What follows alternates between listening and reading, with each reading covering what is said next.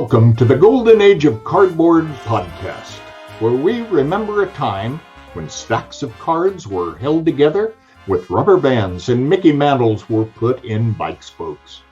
We hope you will enjoy and reminisce as you come along with us as we tell stories about the baseball cards from the Golden Age of Baseball. We will examine the state of the vintage baseball card market and talk to some of the greatest collectors in the hobby. You won't be hearing us talk about any chrome or shiny cards here. Now, to take you on this retrospective journey, here's your host, direct from the shallow end of the gene pool, my son, Mike Moynihan. Yo and hello everybody. Welcome to another episode of the Golden Age of Cardboard podcast. We are into March. We are spring training. We're getting an idea of some of these players and some of these new acquisitions on teams and everything. And it's so much fun. It's one of my favorite times of year just to have just that hope that will soon die off by the dog days of June, July, and August, probably for me as a Rangers fan. But I can still be hopeful for now. The Rangers open the season against the National League champion Philadelphia Phillies. So here at home. So we'll see. I may go to a game or two of that series. But for now, we are still continuing with our Bowman run. And I think we're halfway done. We're now on the second half. And the set we're going to do today is one of those sets that for a long time, I was not a huge fan. And over the years, the decades, it has grown on me to where now it's one of my favorites, quite frankly. And that's 1955 Bowman, the TV set. So we're going to go through that. I want to tell everybody at the beginning, I am getting over a cold. So if I cough or sneeze or whatever, I'm going to try to mute myself and make sure none of that gets in the finished product. But if I do, I apologize for that. But I really don't need to apologize to you. I really need to apologize to my guest. And I'm so excited to have him on. This is the first time he's making his debut on the podcast. And that is Orlando from A Collector's Dream. Orlando, how you doing? Welcome to the show. I'm doing great, Mike. Thanks for having me on. I really appreciate it. Been watching the shows.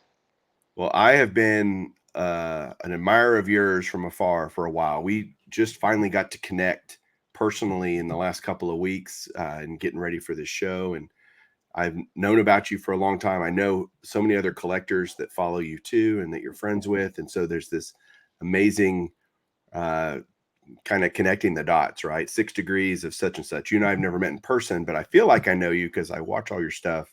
Your collection is absolutely insane. And I think you have a great story that I'd love you to kind of tell people a little bit about your story. You don't have to go into all of it. They can watch your channel and go see that. But what do you want to tell people out there tonight about what you do?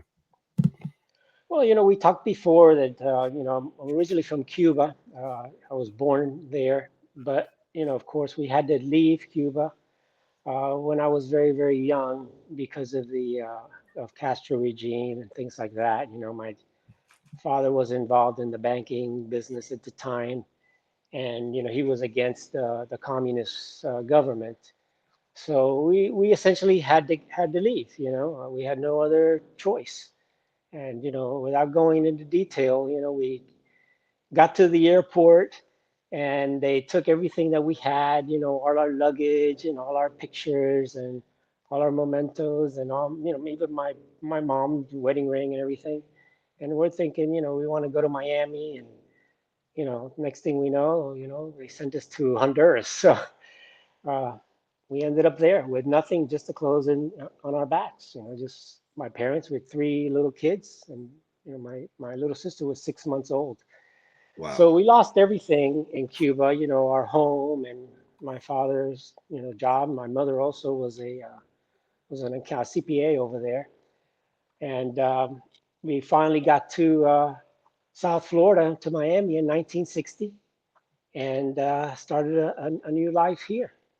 And that's basically who we are. And we love baseball because in Cuba everybody played baseball, and my father loved baseball his entire life.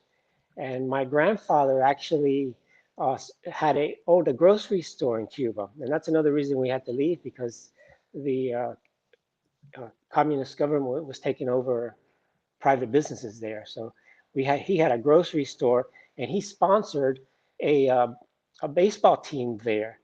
And back in the day, he actually had a couple of good prospects, and one of the guys that he sponsored that played on his team was Orlando Pena. And Orlando Pena ended up being a major league player. So when he played when he got here to Miami, my grandfather, my dad, and mom, they had to work basically all the time. My dad had two jobs. He was learning English. He worked selling shoes, and he worked at the bank, but as a teller position type thing. After being vice president of the bank in Havana, so he started from there. He had to learn English, and make a long story short, my grandfather would take me to spring training games here in Miami when the Orioles used to play. And that's when I really got into baseball. And one day we caught a foul ball, and he took me down to the dugout because Orlando Pena was there. And he says, "I'm going to get him to sign you the ball." So in those days after the spring training, you can go right down to the field and stuff, and it was no problem. So I got an autographed ball, and Orlando Pena took the ball, took me in the dugout, and introduced me to Brooks Robinson, Jim Palmer, Al Bunbury, Paul Blair. I can't remember all of them, but I have the autographed ball still to this day. And you could see most of the autographs, but unfortunately, I took that ball home, and what did I do? I took it to, I was a kid, I was probably 10 years old at the time, to show everybody in the neighborhood, look what I got, look what I got. And they're, of course, they're, hey, throw it to me. Let me see what a real ball feels like, because we played with a little league ball. And we were throwing the ball around and stuff. We got all scratched up and everything, but I still have that ball, and it's one of the things I'll never forget because it ties into my history with my mom, my dad, and my grandfather. Oh, I bet I have several items like that from my childhood that are still in my collection that will never leave. There's no amount of money. It's not about the money. I don't care what it's worth, any of that stuff. So I totally get that. So that got me into baseball, and then I played little league. And as I played little league, in the same block where I lived was the little league coach, and he had four sons. So I really became close to them. And then in 1968, I think I bought my first pack of cards. In '69, I bought a few more. And then, they had, of course, they have four brothers. They're all collecting, and I have two sisters. They don't collect, so I'm by myself. And I'm thinking, man, these guys got tons of cards, and I got just a few. And by 1970, the bug hit when I was a kid. I started mowing lawns, collecting cards, and you know, and I remember opening boxes of 1970, 71, 72, 73, 74. I built all the 70 sets, in those days, for pennies on the dollar. And that was my collection. And my collection was eventually put away when I got married, moved away, had kids. 10 years passed. My dad calls me, tells me he found my collection. I had moved to Tampa. I rushed over there to pick up my collection, and that sparked everything else right after that. And I had so many cards and so many doubles that I started doing the mall shows and became kind of like a dealer and all that stuff. And every time there was a show in the Tampa, St. Petersburg area, I would get a table and sell my doubles and begin my collecting and dealing career there. And that's how I began. That's my story. So you're primarily a vintage guy, which makes you perfect for this podcast, of course.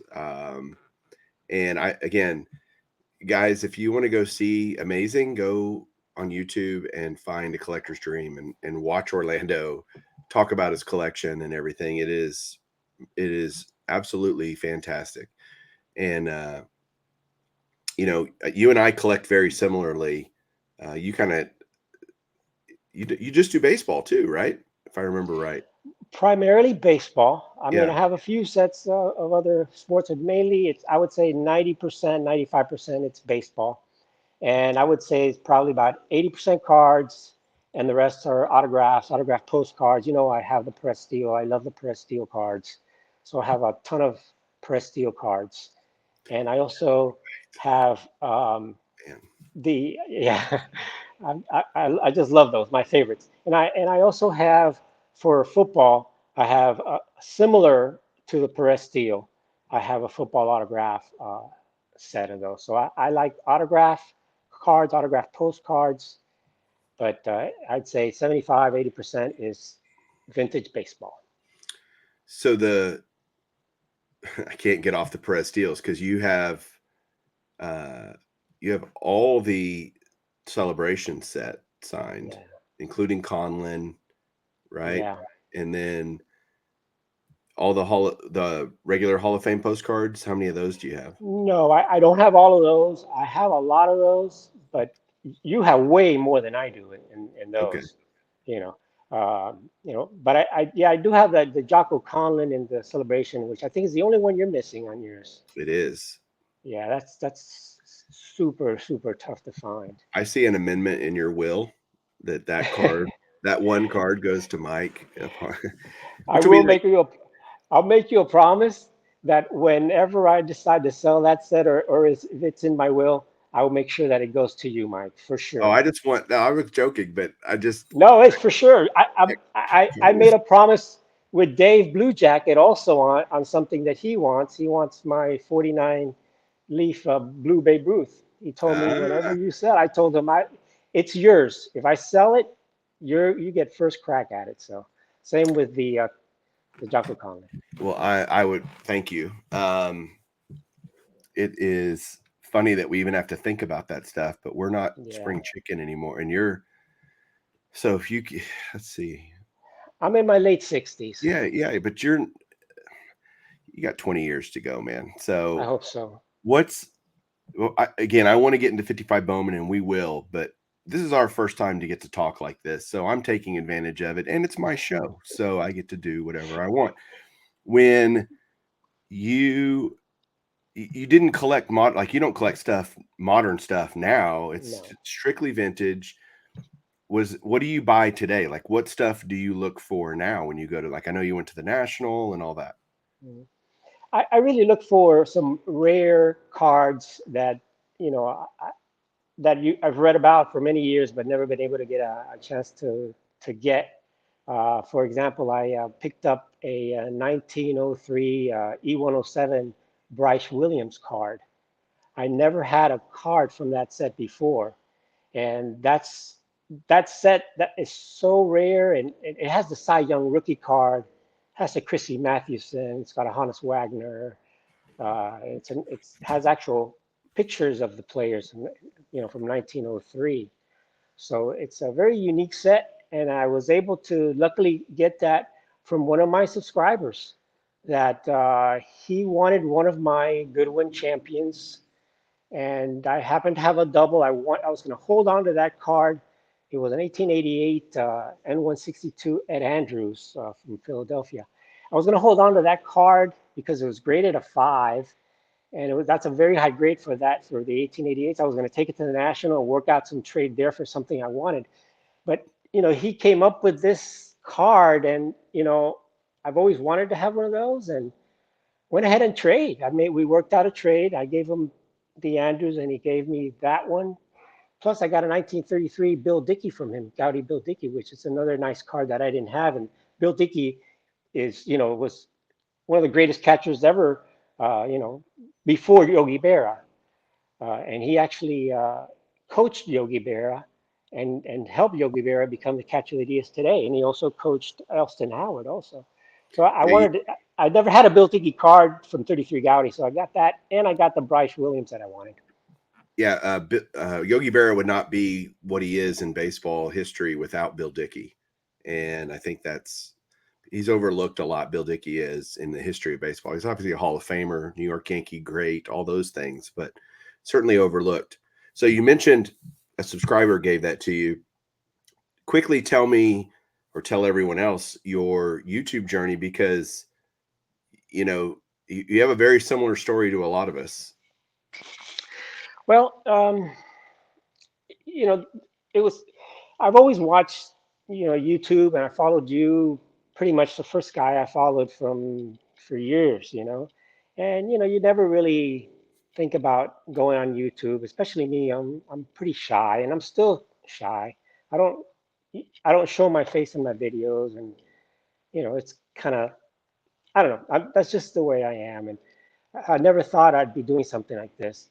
But then, when COVID came along, and I was thinking about my collection, and a lot of my nicer cards were in my safe deposit box, and I couldn't get to them, and I wanted to see them, and it was one of those things. And finally, when I got to them, and I got them all out, and I saw my mantles and my Babe Ruth cards and all that stuff again, I kind of just said, I have to video this stuff, because my family, I mean, they know I collect, but you know how it is, Mike. They don't really know exactly what you have. And, and I didn't really document everything that I have, you know. So I figured, you know what, I shared the stuff with my dad. Was in that time was, was pretty bad. He was sick, he passed away about a year and a half ago. He was, was 90 years old, but he had dementia. And, the good thing is I got to spend a lot of time with him. I retired actually to help, him and my mom during those years. So I retired early and spent the time with him. And in those days, I was able to really connect more. And, even though some days he was okay or not, we shared the cards, and one of his favorite players was, he loved the Cuban players. He loved Pedro Ramos and players like that. So, you know, I, I was telling my daughter, and my daughter's real techie and stuff, and I don't know anything about any of this stuff. And, after talking to some friends and stuff, I just got inspired and said, I'm not doing anything with my life, and I've got these cards. At least I'm going to go ahead and, for my own purposes, so I can see them again, I'm going to videotape some of my cards. So I said, I'm going to go ahead and just, you see you guys every day, all the different YouTubers say, get your iPhone and just click it on and just record. And that's what I did. First my daughter says, I'm going to help you do your first video. And so she kind of did this nice little editing thing and all that stuff, and all real fancy. You know how that goes. And I said, that's great, but she's not going to be able to help me with that. So I started just recording my cards, and I said, I'm going to pick this card first, and this one there, and this set, and that set, and little by little, I'm into it for like 4 months of recording stuff, and I got 36 subscribers. I'm putting out there, my Mantle collection, a 52 tops Mantle, and I'm getting 50 views. I'm going, God, what's going on here? It's crazy. But, it was fun. I was watching it 10 times myself, you know, Right. So anyway, I put all my stuff back in the safe deposit box, and, you know, said I'm going to the National. So I went, before I went to the National, I, um, I got a quick little message on my video from Vince, a New York Yanks fan. And Vince said, he was going to promote my video. And next thing I see, he's promoting my channel. He's making a video of my channel. And I'm going, wow, that's incredible. And it was like not even a month before the National. And I didn't, I was going to the National because I wanted to go. And it was one of those things I had gone before, but it had been years since I'd gone to the National. So I said, I'm going to go there, and I'm going to make it a point to see Vince. I got to say, congratulations or whatever to him, to thank him very much. So I ended up that I had, one of the reasons I wanted to go to the National, because I had a friend of mine that we made friends, and it's Ryan from Breakout Cards. He's in Orlando, and I kind of go back and forth to Orlando because I got family over there. Anyway, we had I had some cards that he wanted, so we arranged a deal at the National. So I met him at the National. Ryan and I, made the deal and stuff. He videotaped it and gave me a nice plug and all that stuff. And then He's telling me about the Filmington party over at the Clarion. So I said, well, I'm not invited. I'm nobody there. I don't even know. I'm going to sneak into this party. But I figured, hey, what the hell? I know Vince is going to be there. I know Ryan's going to be there. So at least I figured a couple of people I could meet. So I go there. And Mike, I'm telling you, it was my best experience ever. Not the card show, the people, the YouTube community. I walk in there, and all of a sudden I see, Mangini. Mangini's to me one of the goats of the hobby. He's up there. And, I walk in there, and Mangini looks at me and said, hey, I heard you started a YouTube channel. He puts his arm around me. He offers me a drink, and he's talking to me like if he knew me for a long time. And I'm like, wow, it's just little old me. Nobody here even knows who I am, and they've accepted me as if I'm part of the community. So I go to Vince. I tell Vince I love him, and he's like, oh, he was talking with Joe from Silver Jackify, introduced to him, and I got to meet, then Lou Rock and James, and make a long story short, everybody kind of gave me a big, kind of a group hug there, and I spent God hours just talking. I spent so much time probably with Picker Jim Estes. It was crazy, and John Wade Boggs fan. It was just the best experience. And as soon as I got home, I was taking videos and just uploading them of the show. When I got home, I had 200 subscribers. All of a sudden, I've got like 400 to 500 subscribers when I got home. It was an incredible experience. It's almost surreal when you get to have that experience because you don't expect it.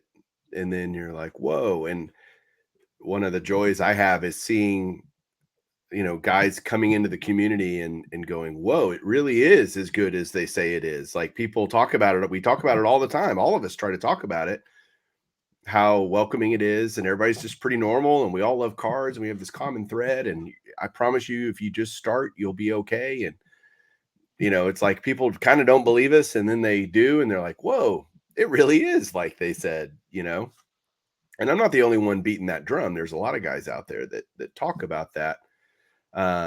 We really got to get into 55 Bowman here, Orlando, but I want to ask you one last question. As a collector who's been collecting since, the late 60s, what advice would you give somebody if they're, because I get questions all the time, how do I start into vintage? What do I do? And what would be your advice to someone that's relatively new to vintage and kind of wants to jump into that world? First learn about the cards that you want to go after, learn the history of the players. But I think the main thing about this is patience. You see everybody with cards and you want to have your collection, you want to build it up quickly.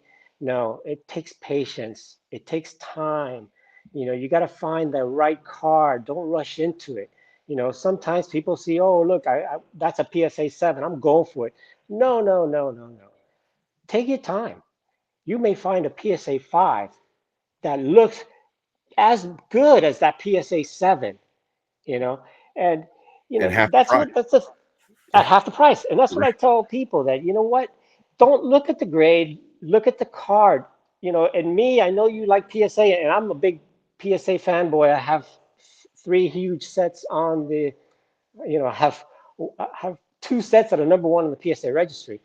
But I don't look at that. I look at the card. Even if I see a SGC card that's nicer, I'm going to go for that one. That's just the way I am. But patience, I think, is the key, Mike. You can't rush this hobby. It's a hobby. It's not a race. You take your time. If you want to build a really good collection with really nice cards that you'll be proud of, take your time and buy the right card. Don't rush in there and get, I like what you did with your 51 Bowman mantle. You took the time and you found the beautiful one, and that's the way you got to do it. You can't just rush into it. I can't tell you, how many cards that I bought that I said, God, I wish I, wouldn't have bought it, and then I'll tell you my latest pickup, and I haven't put it on the video yet, but Sneak preview. sneak preview. Yeah. Minoso rookie. I never got a Minoso rookie card because I couldn't find the right one. And look at that one, Yeah, and it's a 5. beautiful. And you know what I'm going to say in my video, and I'll just tell you right now, I think that because SGC and PSA are grading so much tougher, I think that's good for the collector Oh yeah, because you can get a card that's a 4 that looks like a 6 or even better yeah. because they're getting so tough. So you can get a lower grade card. You got a bunch of lower grade cards you had graded that look much better than they are, and that's I think what if my advice is look for something like that and take your time. Yeah, I mean, the funny thing is you're not preaching anything that most of us shout from the rooftops in that patience, and it takes a long time to do this. Like people look at our stuff and they're like, how do you have it? It took me 40 freaking years to build this. It wasn't overnight. And even really with vintage, 15 years I've been doing it pretty hardcore. And so I don't know. It feels like everybody wants to be in a hurry. I promise you, if you take your time, you're going to enjoy it. You're not going to burn out financially. You're not going to burn out with just pressing and stress and all that. Just enjoy it. Enjoy the journey. So that is great advice, Orlando. 1955 Bowman. Let me do a quick. We're finally getting into it. How far are we into this video? Let me look. 25 20, minutes. 25 minutes, 26 minutes. Okay. That's okay. I'm glad everybody got to hear your story, and I hope you guys enjoyed it too. The 1955 Bowman set is instantly recognizable thanks to the television-based design. 1955 Bowman baseball is easily one of the most distinct of the era.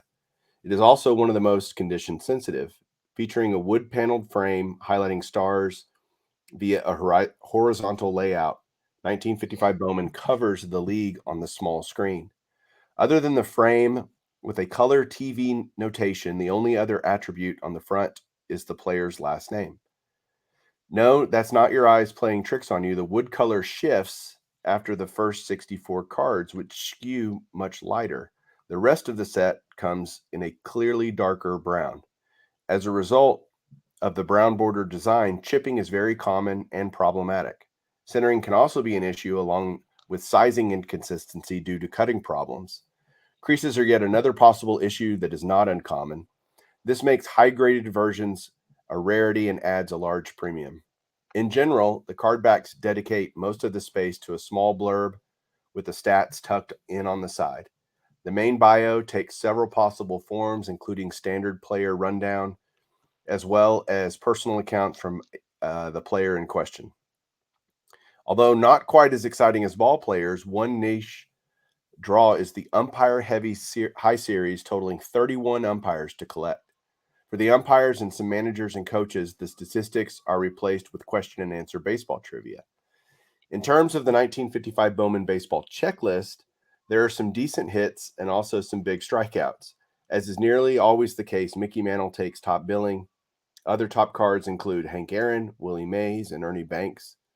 While 1955 Bowman missed out on rookies for Harmon Killebrew, Roberto Clemente, and Sandy Koufax, the set does offer key cards not issued in the 1955 Topps baseball, including Pee Wee Reese, Roy Campanella, and Whitey Ford.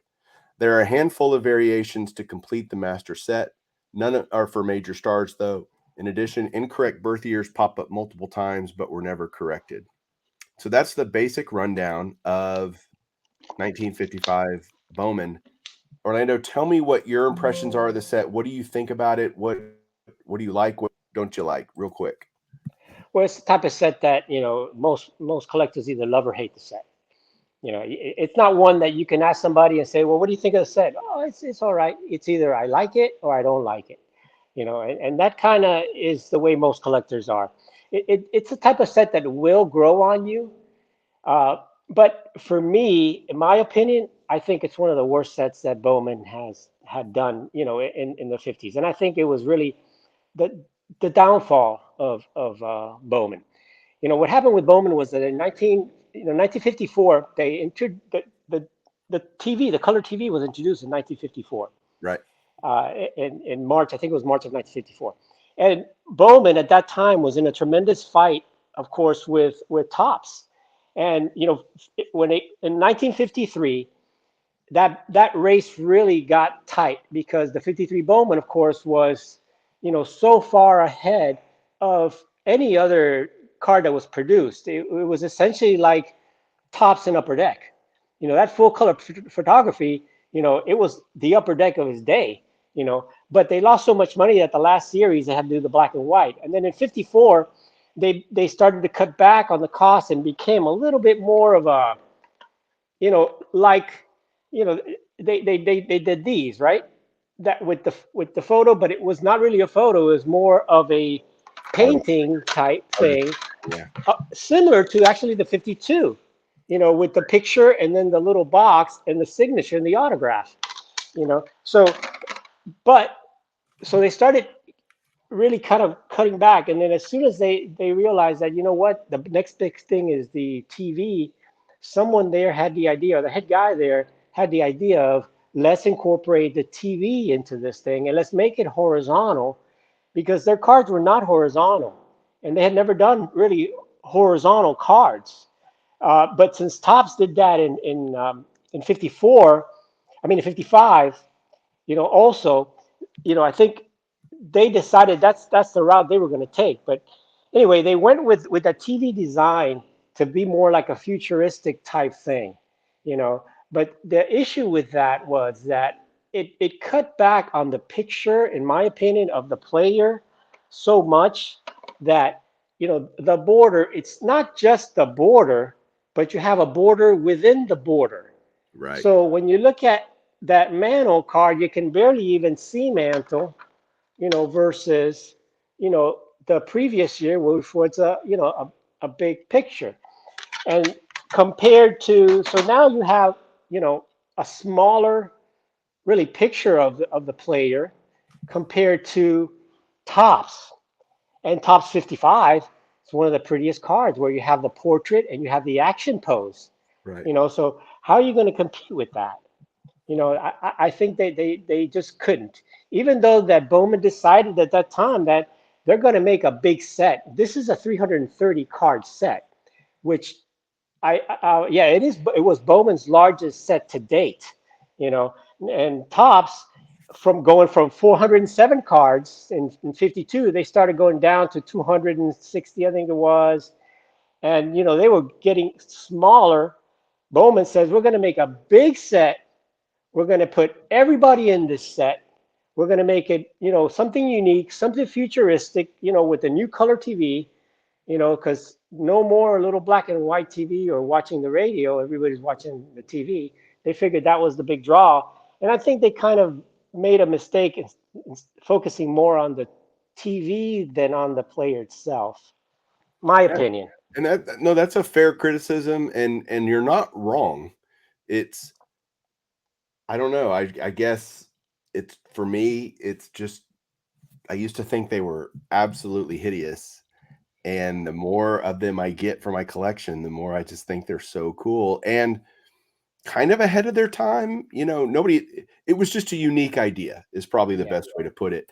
And obviously this was the end of Bowman. It was their last set until 1989. And it really wasn't Bowman anymore. It was Topps that owned Bowman. So this was kind of their last hurrah. And, the lack of rookie cards is the most problematic thing for me. 55 Topps has 3 great rookie cards, including Clemente and Koufax, right? And Killebrew. So I think if Bowman had those, it's the same as, 53 Bowman color didn't have, certain players. And, there's just, it's missing Ted Williams, but all set, 55 Topps had Ted Williams, right? And then there's no Stan Musial. There's just, look, it's got the only Mantle card for the year. Yeah. Because he was a Bowman exclusive. But other than that, there's just a lot of guys that are in both sets, right? Topps and Bowman. I've got, I want to look at how many, I can't remember off the top of my head how many Hall of Famers are in this set. There's a lot. there's a lot. I mean, it's a 330 card set, so there's tons of Hall of Famers in there. What you're missing, of course, is Ted Williams and the rookies, at the time, which were the Koufax, of course, and the Killebrew and the Clemente. But those were the big draws. That's what kids wanted, and Bowman didn't have it. That was their big downfall, I think. And but Bowman didn't know, Mike, that they were going to be taken over at the time. Right. I don't know if you knew that they actually had a new design that they were going to bring out the following year. Oh, okay. In I did 50, not know in that. 50, yeah, in 56, what they did was one of the things that I really like. I'll tell you that in 1 second, but I'll go back to this. Bowman started focusing more on the kids than they did in the past, because they knew that the kids were what they had to go after, because Topps had gotten the kids market with the bigger cards and all that back in the 52s, 53s, and so what they decided to do in the 50 um, in the 55s was they put little I don't know if you could see it in the back, like little stories or little hints for the kids. Like it would say here, my advice to youngsters by Irv Noren. And then it would say, play as much baseball as possible, always be ready to take the advice, don't ever. So in some of the players, they didn't put the history of the players. They put information about it. This one, Don Hoke, the most important part of baseball by Don Hoke. So, Yeah. and they talked to the kids on this. And that was kind of interesting because it's something that they really hadn't thought of before. This one says the best pitcher I've ever seen. So instead of saying a bio of the player, it talks a little bit to the kids, a little It's a story to the story, kids. right? They're telling a Yeah, story. My Hoyt Wilhelm says my biggest thrill in baseball by Hoyt Wilhelm. So it's his, right. you know, um, so So anyway, tell me about the 56. so 50. So what Bowman decided to do at that time is they said, they knew they were in trouble, so they went and made three different designs of cards that they were going to put out in 1956. They went to the parks, to the ballparks, to the little league fields, and they had like a survey, and they showed the kids the cards to see which ones they would end up picking, what they would like the most. And I don't, I'm assuming they would give him cards or something, in exchange. I'm not sure, but anyway, they did choose a card, a card example that they liked, but they couldn't use it. And what it is it's the knot hole design that was used in the 58 Hires root beer cards. That design would have been the 56 Bowman design if Bowman would have published or printed a card back in 1956. It would have looked like the knot hole cards, Yeah. exactly like the knot hole cards of the Hires root beer in 58, a few years after that. I have a They couple took of them back there in the Beast. they took that design from Bowman, yeah. That is, well, that's fascinating. The couple things as you guys are looking for 55 Bowmans, by the way, there's 30 Hall of Famers in 55 Bowman, which is a lot. And that's makes for a lot of great cards that you can go hunt after. It is funny what they talked about in the description with the different colors. You've got the light bordered color and then the more darker mahogany looking. That is kind of an interesting dynamic in the set. So that's normal. Like, don't think that's, oh, this one's not a real Bowman card because it doesn't look like the dark. Most people think the dark one because that's what color the mantle is, and that's what people think about a lot. But the light colored ones are perfectly legit. Hoyt Wilhelm, Phil Rizzuto, the Campanella card is Yeah. pretty great. Great That's a beautiful smile. card because nice portrait on that. And those light colored borders were only the first, I think, 64 cards in the set. That's right. The rest of them were dark. And I don't, that's kind of weird. I was in the printing business, and it's kind of strange that they would change the color from the first series to the second series, you know. But I have a theory on that. I think what they saw is that when they first designed it, I don't think they looked enough like the actual TV. I think the actual TVs were darker, And I think they may have told the printer change the ink color of the borders, because the light one really doesn't look as much as of those TVs from those back in the day, I think. Yeah, So and they like may have seen that in, if you look at the yeah, K line, it's got the light outer border and the dark inner border, right. and then it goes to it switches, right? You go They dark switched it into where light. that one looks much more like an actual TV, I think, in my opinion. So I Yeah, think yeah, somebody yeah. may have said, "Hey, let's change that. It doesn't look quite right." So the rest of the series are all the dark. But you do have some cool things like Al Kaline's only Bowman card, right? Because he didn't have Yeah, a 54 Bowman. You'll like this because it's a Cuban hero, Mini Minoso. yeah, I love Mini. And that's a great Minoso card. Minoso in bats. I mean, when he's holding a bat, it just, I don't know. He just looks so cool. You got Sheen Dienst, Nellie Fox, the only Pee Wee Reese card, I think, in 55. I don't think he has a 55 Yes. tops. No, Maybe. he was not in the top set. That's right. So cool card there. That's crazy because I think about half of the Dodgers team was in the Bowman, and the other half was in the tops. So I think if you want to get and I think they won the World Series that year too. Yeah, But that's I right. think if you want to get the Dodgers team, you have to get half Bowman or a bunch of Bowmans. It, you got to mix it because some of the players were not. And there's You no know, Jackie in 55 Bowman. That would have been a yeah. pretty big get too. But Whitey Ford, he only He has a also Bowman. is right. He's not in the top set either. Uh, cool cards like Lou Badreau as a manager, because he wasn't. Yeah, he was a manager listed on that card. Eddie Matthews is a great card there. And what's cool about these is I think if you're looking for when you're looking at cards to buy for Bowman or 55 Bowman especially, to me centering is more important than the chipping that you might see if it's because usually chipping is pretty uniform if you see it. And corners, the corners being bad on this kind of a card kind of don't matter because you don't really notice it, honestly, because everything about the picture focuses you in on the player, And right? It right. draws your eyes, and so you're not focusing on the edge of the card, but the centering does catch your eye, and you would notice because the borders are so pronounced. Yeah, I mean, the borders are huge, so it's really you could definitely tell when it's off centered, and you are right. No, that's a beautiful card there. Yeah, Gil Hodges, yeah. The main thing it is the centering. It doesn't have, even though it has that border where it does chip, it yeah, doesn't chip as much as the 62 tops. good Those point. are more noticeable when those chip. You Right, know, Yogi, beautiful. and most of mine are threes, fours, and fives. Like they're perfectly great cards. Uh, Robin Roberts, that's his only card that year. He didn't have a tops card, I don't think. One of my favorites in the whole set is the Aaron. Oh, the Aaron is great. It's such a Do you great have the card. maze? You have the maze there also? Oh, look who's next. Willie All Mays. right. Yeah. Do you have the Mays? No, I don't. I don't.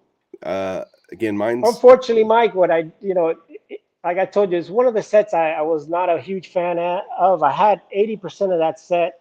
I ended up selling most of it except for the mantle and a couple oh, others. I do have the mantle here. I thought it was in All a right. different location, but there, let's do the old dueling The old mantles. mantle.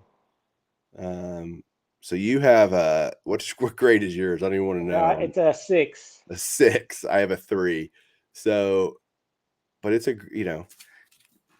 important to me if you're looking at these cards to pay attention to the surface, to pay attention to the Right. picture. The registration can be off on these. Uh, George Kell. Yeah. So is this a set? Even though you're not, it took you a while to kind of come around on it. Is it cards? Are they cards you're looking for now to kind of reacquire? Yeah, I would definitely want to get the maze and the Aaron cards for sure. I don't have those, and the Minoso because I'm a big Minoso fan, so I don't have the Minoso. But for sure, yeah. I mean, you can't get everything. And that's I'm another thing trying. you gotta remember. You just can't have it all. I'm And trying. a lot of those cards I had, and I traded or sold to get something else that I wanted more. Sometimes you got to do that. One of the things that we didn't talk about is the backs. We talked a little bit about the backs, but the backs of the cards are really neat because it has the glove with the number, and it Right. has the stats and stuff over here. Now, what they did on the rookie cards is they didn't put stats on there, and here's a rookie card here. I don't know if you can see, but instead of putting the stats, they put a question. Gotcha. This is Chico Fernandez, so it says on here question with a 3-2 count, and then they go on and tell you a little story. So it's kind of when they don't do a little write up for the kids there, they put a little write up on the little corner here. So just little things that Bowman did try, to get more kids to buy their cards and things like that. And I mean, it is a beautiful set. I got to tell you that there's some cards in there, as you showed them, the Aaron and the Mace for sure, and the Minoso that, I've got to get those back. Yeah. I got to get some of those back that I used to have. One of the things I love is the umpire thing. And I know a lot Wow. of people just scratch their head and say, why would you care? But there are a lot of umpires that are in the Hall of Fame that this is kind of their only card. I've It is their only card, yeah, got the because, Al Barlick right here. yeah, yeah, That's, I guess, technically his yeah. rookie card. They're all rookie card because I don't think they were any other ones here. Yeah. Nestor Shylock, you're Yeah, you showing got the. I think there were Steven. 3 Hall of Famers, which I think you There have were there. 4 Hall of Famers, actually, 4 Hall of Famers. because Okay. Jocko Conlon was there. And then the last one was a guy, the only guy in the baseball and football Hall of Fames. Do you know who that is? No, I don't. Cal Hubbard. Oh, He's wow. the only person in both Hall of Fames, the NFL or the Pro Football Hall of Fame and the MLB Hall or Baseball Hall of Fame is Cal Didn't Hubbard. know that. Yeah. So he's got a card. This is actually a pretty toughie. I acquired this through one of our chasing cardboards, went and saw a collection. The guy had the whole set and he wanted to set, we ended up consigning all of it, but I pulled a bunch of cards that I wanted to buy individually. That's the good thing about being on the show is I get to cherry pick the things that I want to buy. And so I bought this raw and sent it in. It came back a 4, which is fine. It's pretty off center and it's I wouldn't call it rare. I'd call it scarcer than just your average one. And just a unique story about Cal Hubbard. But the umpires thing is cool. I actually think it's kind of neat. It is kind of neat. It's something different, and like you said, it's they're Hall of Famers, and they Right. didn't make any other cards of these guys. Right. So, it's great that, and the back of the Hall of Famers cards, and I like to look at the back of cards, I'm just an old time collector. I like to Oh look at the yeah. back, Yeah. and in the back, again, it has about him, but then it tells you a question and answer in the little corner. And it tells you, of course, if he was an American League or a National League umpire. Right. Yeah. It's overall, I mean, is it the greatest set ever? No. But I think if I think again over time, it's just one of those sets that you'll grow to love and at least appreciate. That's probably at the worst case, you can appreciate it because it does have some great cards of some of the greats, Mantle and Mays and Aaron. And so it's not something just to be completely dismissed. Oh, I hate it. I wish people would have a more open mind about it. I definitely felt that way a long time ago, but Yeah. again, over the last 10 or 12 years, I've really changed my tune on it. It's not my favorite Bowman set for sure, but it's not my least favorite. You said it's your least favorite. It's not my least favorite. My least favorite's 48 Bowman, actually. Of all the Bowman sets, is 48. Yeah. That's why I haven't done that episode yet because I'm not looking. I'm like, oh, I really don't want to do 48 Well, Bowman. it's small, black and white. I mean, Yeah, I understand that, but it does have some great Hall of Fame pictures on there. but no doubt. Like, You know, all the Bowman cards have some nice cards in there, and like you said, the 55 Bowman is a set that you do grow to love it. And I didn't like it in the beginning, but the more I look at it now and you go back to it, the more you feel like, you know what, I want to get a few more of those cards. Well, that is awesome, man. Anything else you want to say about the set before we finish this sucker up? I think we said a lot.